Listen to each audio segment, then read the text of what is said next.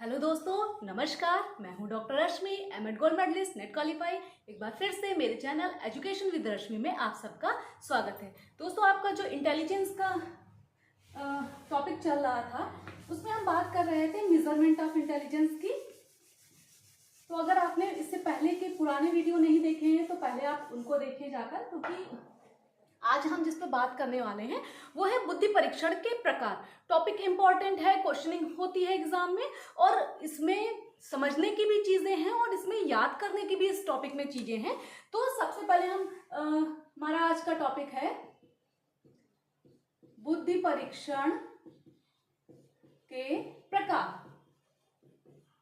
ठीक है, बुद्धि परीक्षण के कई सारे प्रकार होते हैं, यानी कि बुद्धि जो परीक्षण किया जाता है कई तरीकों से किया जाता है। तो आज हम केवल और केवल इनमें प्रशासन पर आधारित, ठीक है, प्रशासन पर आधारित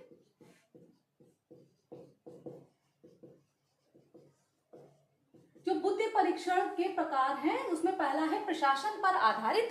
उनमें इनको दो भागों में बांटा गया इन परीक्षणों को, जिनके बारे में आज की क्लास में चर्चा करने वाले हैं। सबसे पहला व्यक्तिगत या वैयक्तिक बुद्धि परीक्षण, वैयक्तिक बुद्धि परीक्षण,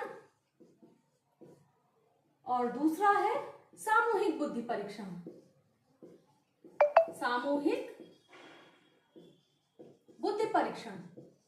ठीक है, एग्जाम में अब कैसे क्वेश्चनिंग होती है, क्या क्या याद करना है आपको, इन सब बातों पर भी हम बात करेंगे। ठीक है, तो सबसे पहले हम बात कर लेते हैं कि व्यक्तिगत बुद्धि परीक्षण क्या होते हैं। ठीक है, व्यक्तिगत बुद्धि परीक्षण नाम से ही आपको पता है कि एक कह लीजिए कि एक सतही बात जो इसके बारे में कि ये एक सिंगल व्यक्ति यानी कि एक व्यक्ति पर क्या किए जाते हैं, अप्लाई किए जाते हैं, या इनका एक व्यक्ति पर एक समय में एक व्यक्ति पर ही केवल इनका प्रशासन किया जाता है। ठीक है, तो ये हो गया आपका व्यक्तिगत बुद्धि परीक्षण। ठीक है, अब हम बात करते हैं सामूहिक बुद्धि परीक्षण की। तो सामूहिक बुद्धि परीक्षण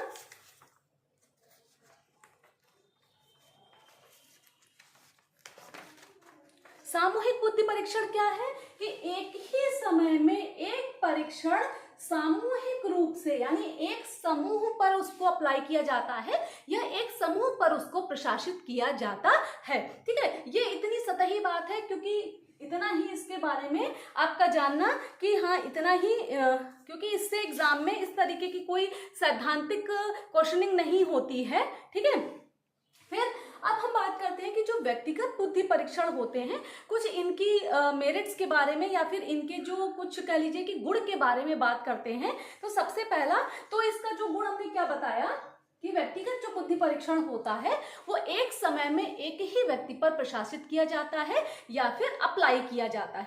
ठीक है, अब जो इसका दूसरा गुण है, जो इसका दूसरा गुण है उसको आपको याद करना है, कहीं पर लिख लीजिए कि ये जो व्यक्तिगत बुद्धि परीक्षण होता है ये क्रियात्मक भी हो सकता है, शाब्दिक भी हो सकता है और अशाब्दिक भी हो सकता है। ठीक है, तो ये क्रियात्मक, शाब्दिक और अशाब्दिक, यानी कि व्यक्तिगत जो बुद्धि परीक्षण होता है वो क्रियात्मक भी हो सकता है, शाब्दिक भी हो सकता है, यानी कि अशाब्दिक भी हो सकता है।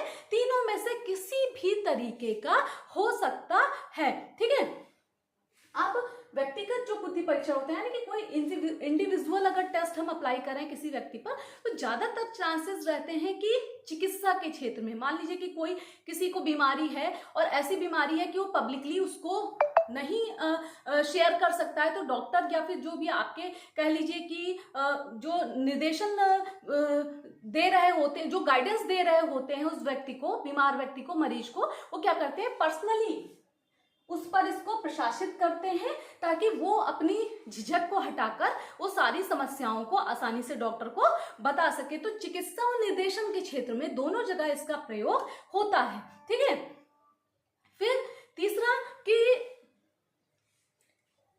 इस परीक्षण का प्रयोग मंद बुद्धि बच्चों पर होता है।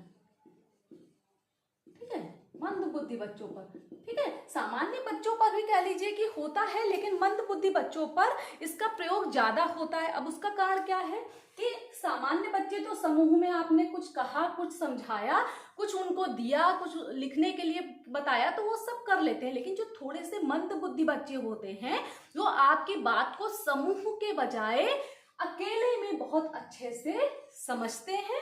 इसलिए मंद बुद्धि बालकों पर भी व्यक्तिगत बुद्धि परीक्षण अप्लाई किया जाता है। अब इसके दोष की बात करते हैं। दोष क्या है?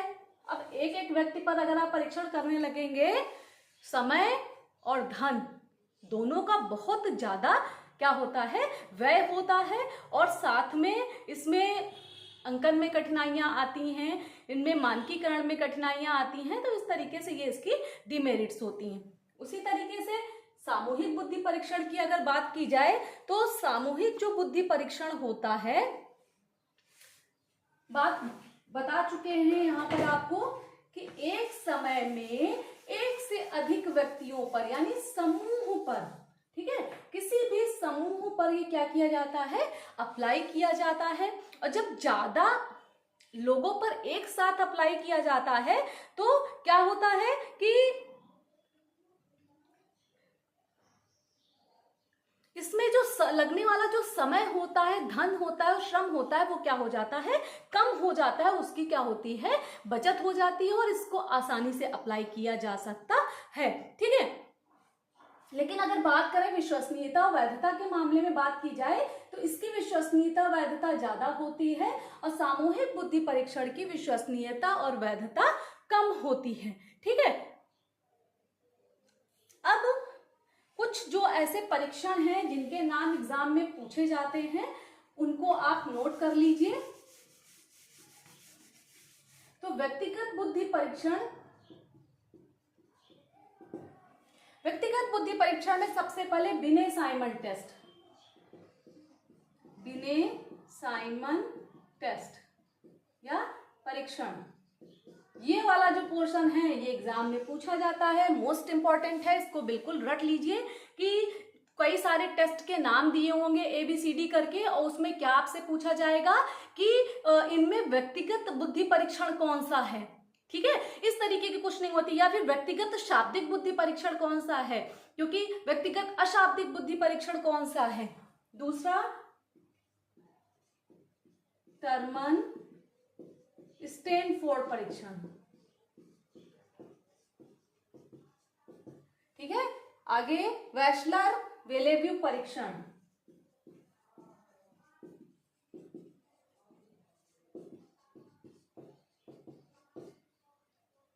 भाटिया बैटरी,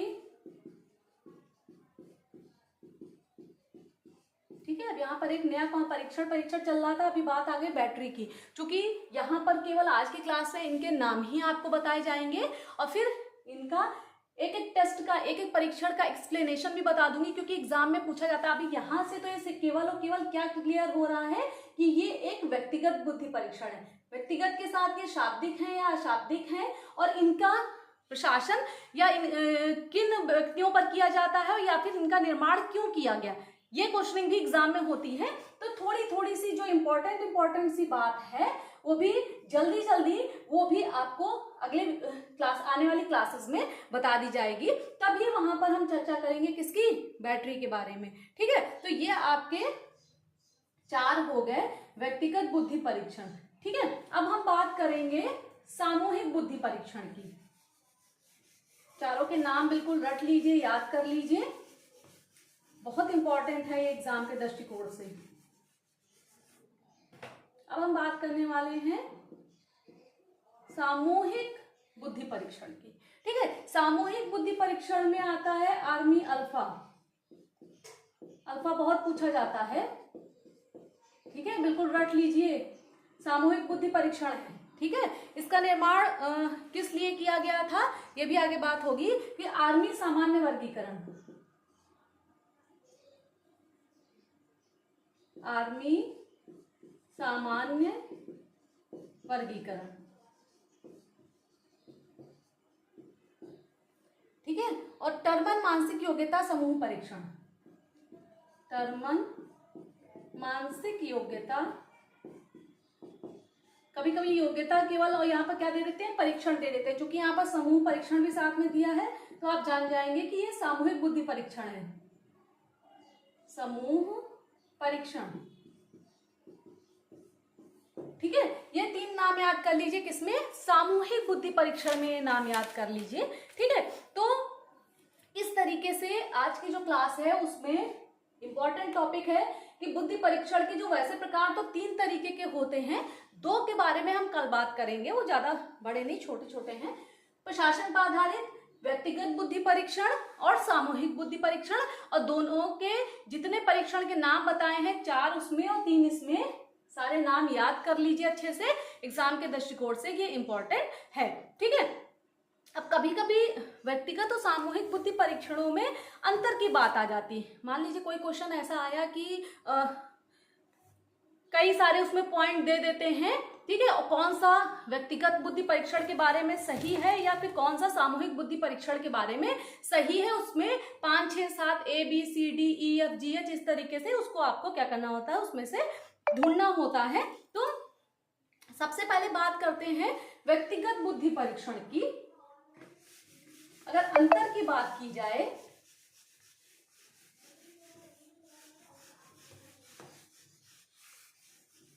तो अंतर की बात हम करेंगे व्यक्तिगत बुद्धि परीक्षण और सामूहिक बुद्धि परीक्षण। ठीक है, सबसे पहले व्यक्तिगत बुद्धि परीक्षण में प्रायः इसलिए लिखा होता है, मतलब ज्यादातर ये परीक्षण जो होते हैं वो मौखिक होते हैं। कैसे होते हैं, मौखिक होते हैं, और ये होते हैं लिखित। ठीक है, व्यक्तिगत है, अगर मान लीजिए हम किसी के पास कोई गाइडेंस लेने के लिए गए तो ओरली हमसे बात करेगा, ज्यादा चांसेस ये रहते हैं। अगर डॉक्टर के पास गए तो डॉक्टर हमसे ओरली पूछेगा।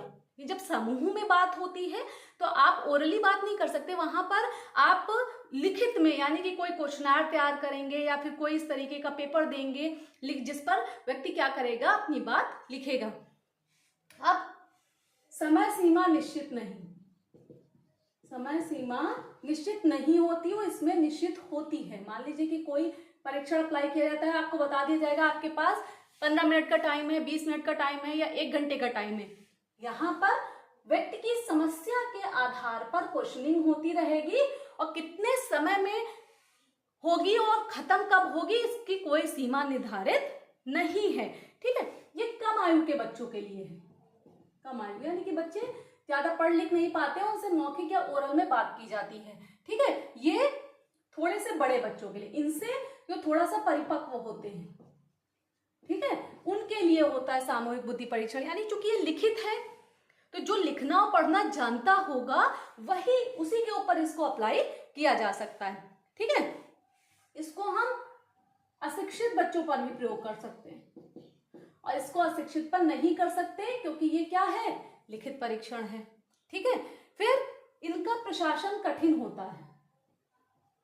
प्रशासन क्या होता है, कठिन होता है, और इनका प्रशासन क्या होता है, सरल होता है। क्यों, क्योंकि हर व्यक्ति की नीड के आधार पर, उसकी समस्या के आधार पर इसको अप्लाई करना होता है। यहाँ पर लगभग सब बच्चों को एक ही मापदंड में तौला जाता है। ठीक है, फिर खर्च ज्यादा, समय ज्यादा खर्चा होगा और श्रम भी ज्यादा लगेगा। एक बच्चे को आप बुला के काम वही करेंगे। ठीक है, और इसमें इसका बिल्कुल उल्टा, खर्च कम, समय कम और श्रम भी कम लगता है। एक साथ दे दिया, हॉल में बैठाया बच्चों को, एक साथ दे दिया और काम खत्म हो गया। ठीक है, फिर इसका मूल्यांकन और अंकन भी कठिन होता है। मूल्यांकन, अंकन कठिन, क्योंकि ये ओरल है। ठीक है, एक ही टॉपिक पर, एक ही समस्या पर 2 लोगों की राय क्या हो सकती है, बिल्कुल अलग अलग हो सकती है। तो मूल्यांकन और अंकन करना कठिन होता है। अब इसमें तो क्वेश्चनर दे दी, ठीक है, या प्रश्न दे दिए और टिक करना है। ठीक है, तो वहां पर क्या होगा, इनका अंकन जो होता है बिल्कुल सरल होता है।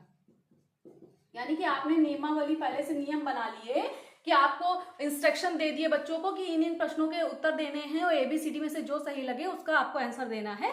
इस तरीके से अंकन भी इसका सरल होता है। ठीक है, अब लेकिन वैधता, अब ये बात हो चुकी है, और विश्वसनीयता के मामले में ये टेस्ट ज्यादा विश्वसनीय होते हैं और ज्यादा वैध होते हैं, और ये उनसे कम होते हैं।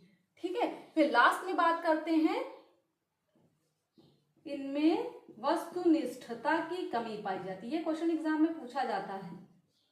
ठीक है, वस्तुनिष्ठता की व्यक्तिगत बुद्धि परीक्षण और सामूहिक बुद्धि परीक्षण में से किसमें वस्तुनिष्ठता कम पाई जाती है या फिर ज्यादा पाई जाती है? इनमें क्या होती है?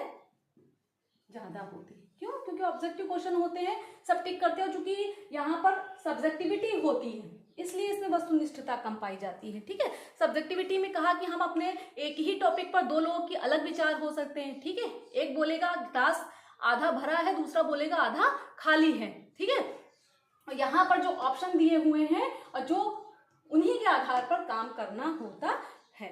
ठीक है, तो आज का ये जो टॉपिक था, उम्मीद है कि आपको समझ में आया होगा, आज की क्लास आपको समझ में आई होगी। अगर वीडियो अच्छा लगा हो तो प्लीज इसको लाइक जरूर करिए, चैनल को पे नए हैं तो इसको सब्सक्राइब करिए, शेयर करिए ज्यादा से ज्यादा, और बेल आइकन प्रेस करना ना भूलिए। आज के लिए बस इतना ही, धन्यवाद।